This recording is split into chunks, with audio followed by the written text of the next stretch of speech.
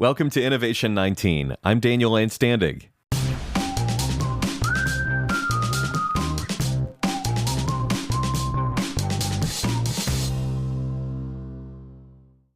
The perfect workday. You wake up, you're so well rested that you don't even need coffee. As you pull out your color-coordinated to-do list, the sky opens up and motivation beams down upon you. Now, you knock off each item on that list one by one, like John Wick, until your email inbox reaches 0. And as you cross the last item off your list, you have enough time for a high-intensity workout, followed by a farm-to-table dinner in your spotless home, complete with a perfect sunset. Yeah, not freaking happening. We're lucky if we get half our to-do list done, let alone manage to create a balanced, healthy lifestyle for ourselves on a day-to-day basis. So, given that the new year is here, how do we make 2021 a truly productive year? Is productivity really about doing more or less? If it's more, more of what? And if less, less of what? Today on Innovation 19, our exactly 19-minute podcast, we are hacking productivity. But first, some definitions. Let's figure out what productivity really even means. Many of us think of productivity as quantity, like the more we accomplish in a day, the more productive we were. But the problem is that the definition encourages action for the sake of action. We start to feel like we're moving frenetically and getting something done. And if we're not moving frenetically, then we're not being productive. And I'm sure you've had these days running around everywhere, juggling phone calls and meetings and personal appointments and racing to some kind of end-of-day finish line so you can finally collapse into an exhausted heap on your sofa. But instead, what if we defined productivity this way? That it's not about the quantity of work you accomplish, but getting done the things you actually wanted to get done. That would mean that true productivity begins with mindfulness around that to-do list that you're creating. If you write down 10 things from a mindless, wishful thinking mentality, wildly hoping that this day you'll somehow finally get all those 10 things crossed off your list, you're just setting yourself up for an unproductive day. And inevitably, you're going to fall short. You'll cross off, let's say, 6 out of 10 things, and you'll be left with a feeling of failure at the end of the day that spills that wishful thinking determination into your next morning, and so on.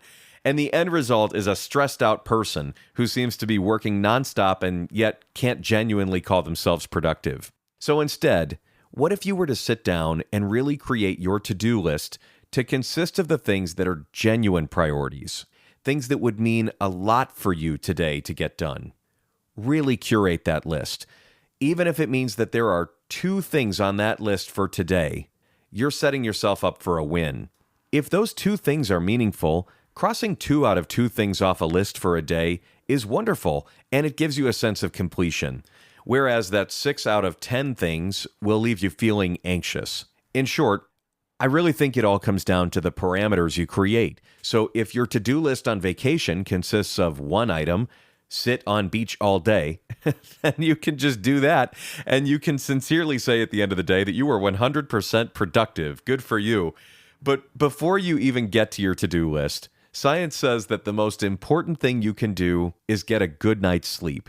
So when we talk about productivity, so many people talk about the perfect organizational system, and they have amazing ways that they allocate time to each task and so on and so forth. But go into any doctor's office and tell them you're feeling overwhelmed, and you're going to be confronted with this question. The first thing is, are you getting enough sleep? We live in this go culture.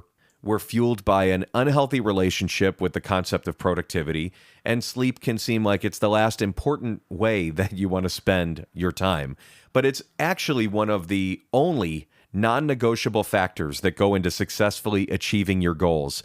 And it seems easy enough. I mean, like, what could be easier than sleeping? But there are some helpful rules to maximize your sleep cycle so you can have the most energy output during your waking hours. Have you ever heard of the term sleep hygiene? It basically means that you keep your sleep cycle the same every day. So whether it's a weekend or vacation day, you stay on the same go to sleep and wake up times. And this allows your body to get used to a certain rhythm so that going to bed and waking up becomes easier. Our ancestors used to wake up with the sun and go to bed when it was dark. And then electric light completely disrupted our sleep patterns forever. and we have a population of night owls now. So how can you make sure that you get enough sleep? Well, the National Sleep Foundation, there is such a thing, recommends 7 to 9 hours per night for an adult. But you know your body best. Some people need less, some people need more. 8 hours is an easy generic place to start, and then you can figure out your ideal time from there. But if you have a job or a family or responsibilities of adulthood, chances are you don't have the luxury of putting in 8 hours of sleep. And that's where sleep hygiene comes in. Going to bed, waking up at the same time every day is just going to do your body and your productivity wonders. iPhones actually have a bedtime feature where you can track and better your sleep.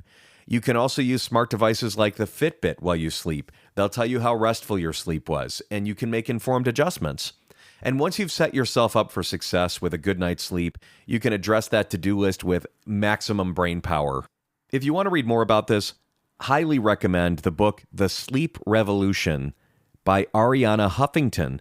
She wrote about how we, just as a culture, are in the midst of a sleep deprivation crisis, and that our job performance, our relationships, and our happiness all comes back to one thing, and that is the scarcity of our sleep.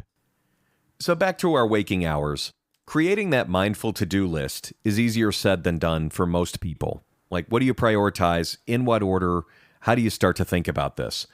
There's a book called I Am Enough by therapist and coach Marisa Peer, and she says that the most successful people in the world all have one thing in common in the way that they organize their day. That thing that you least want to do, you get it out of the way first. If you hate running, do the run first thing in the morning. You loathe writing emails, do them when you wake up. You have the least favorite task out of the way, so then you're able to focus on other more enjoyable tasks that you actually like to do. And this advice also applies if you don't necessarily have a dreaded task. Choose the task that's most important and do it first in the morning. There's an expression behind that approach that Brian Tracy has used in his book, Eat That Frog. The concept is that if you have one bad thing to do a day, let's say eating a live frog, when would you eat it each day? What's the most productive time of day to eat a frog? Most successful people in the world would get it out of the way first thing in the morning. That way they don't have it hanging over themselves all day and they don't lose focus on the other tasks that they've planned. And not to bring up Baby Yoda in every episode of the podcast, but Baby Yoda would also eat the frog first thing in the morning too, although probably he'd gladly eat frogs all day.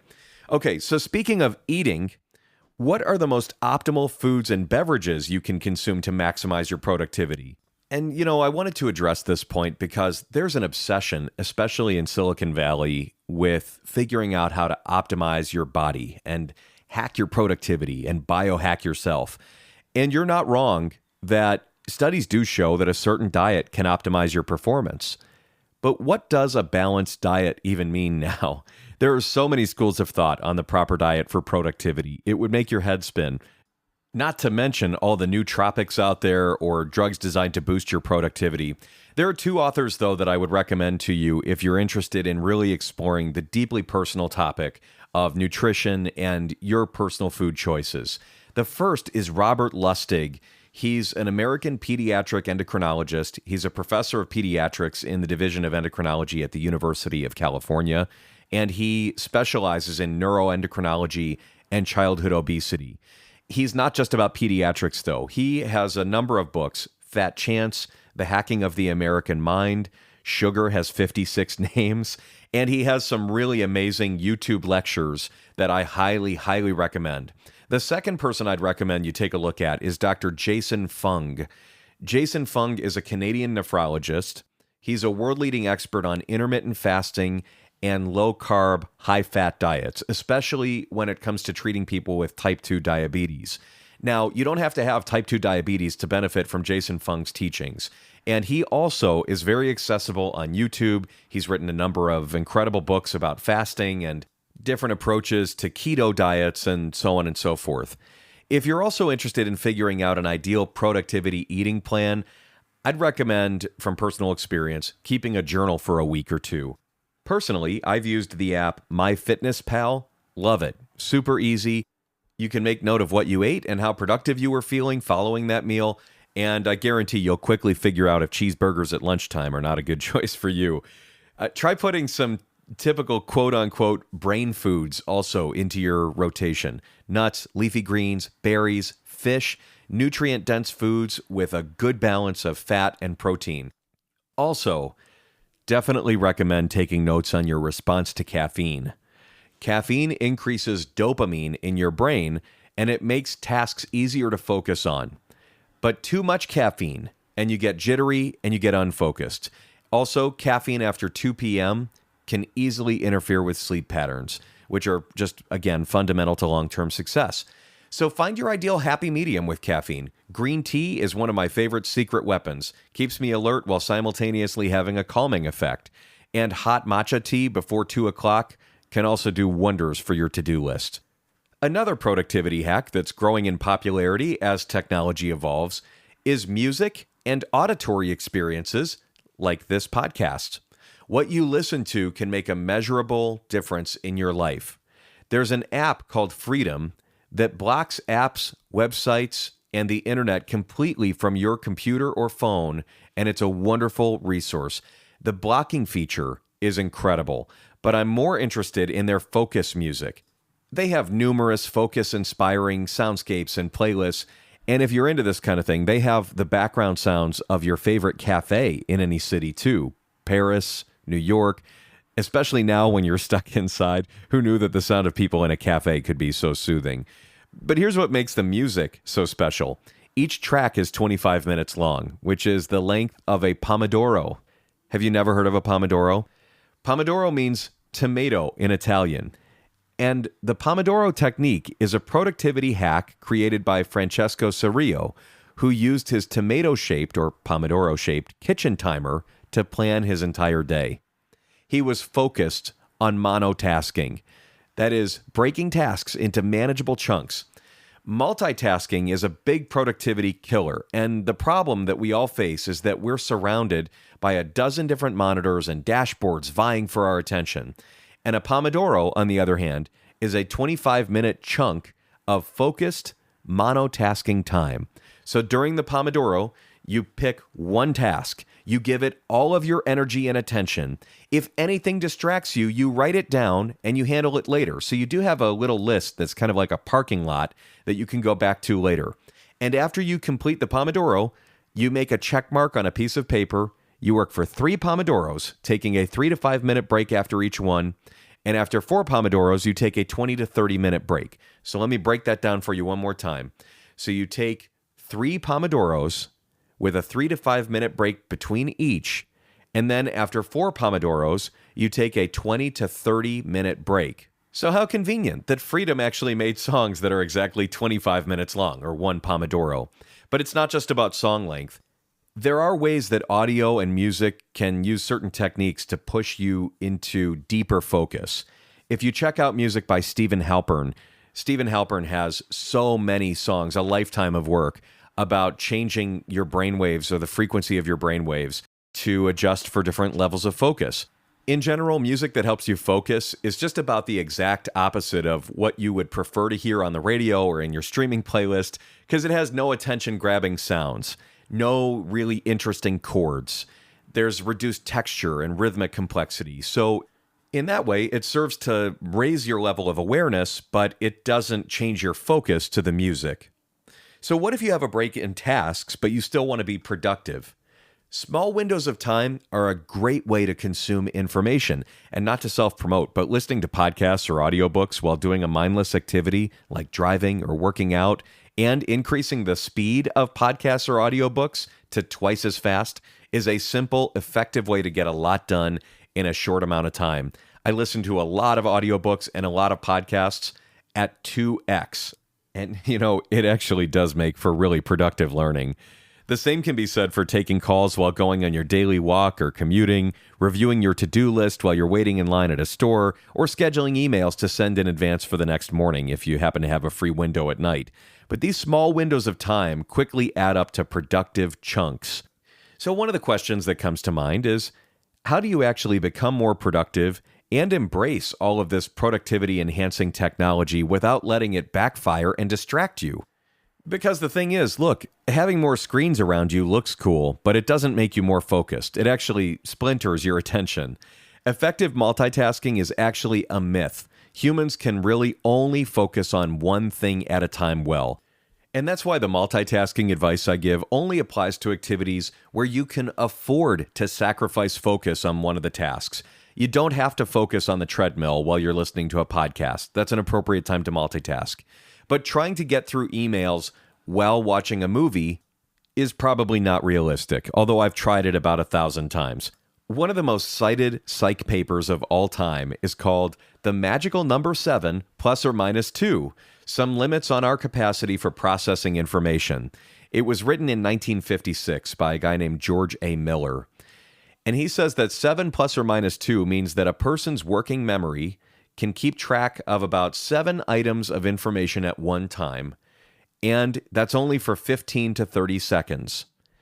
The human mind is amazing, but we just can't focus on many things for a significant amount of time.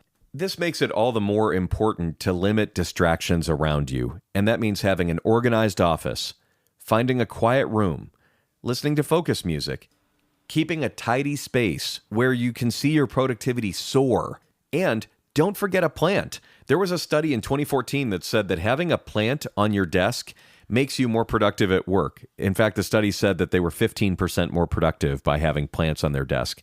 Don't hate me for this one also, but studies also show that dressing for work, like not wearing sweats or pajamas, does boost your productivity due to a phenomenon known as enclothed cognition. I won't be mad if you ignore that one and continue to rock your cozy matching sweatsuit on Zoom, but just letting you know, the research is there if you choose to use it.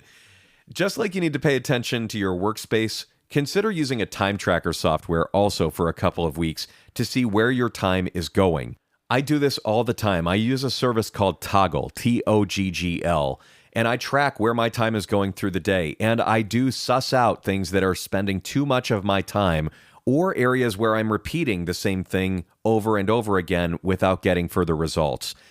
Phones have time tracking software built in, so you can also set limits for yourself, of course, around the apps that you're using.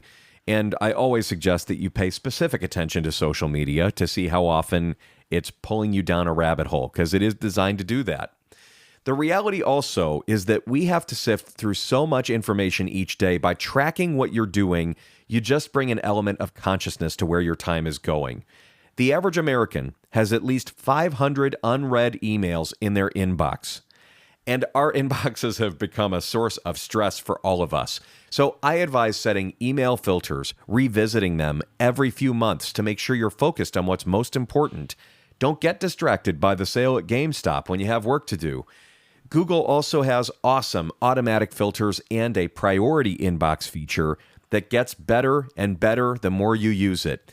If your personal inbox is also your professional inbox because you own your own business or you've just integrated everything together, make it a monthly habit to unsubscribe from emails you no longer need or that are no longer providing value. Overall, my best advice to you around email is to just come up with a really good folder strategy. I'm a huge folder user. Flag things, folder them, and don't let your inbox turn into a dark tunnel that you have to find your way through every day. Overall, also, don't forget to take a nice walk and breathe and listen to Innovation 19, maybe at 2x if you like. And if you'd like more hacks like this to make your life better or to give you that creative problem-solving spark, that's what this podcast is all about. So please subscribe at innovation19.com. We'll see you again soon.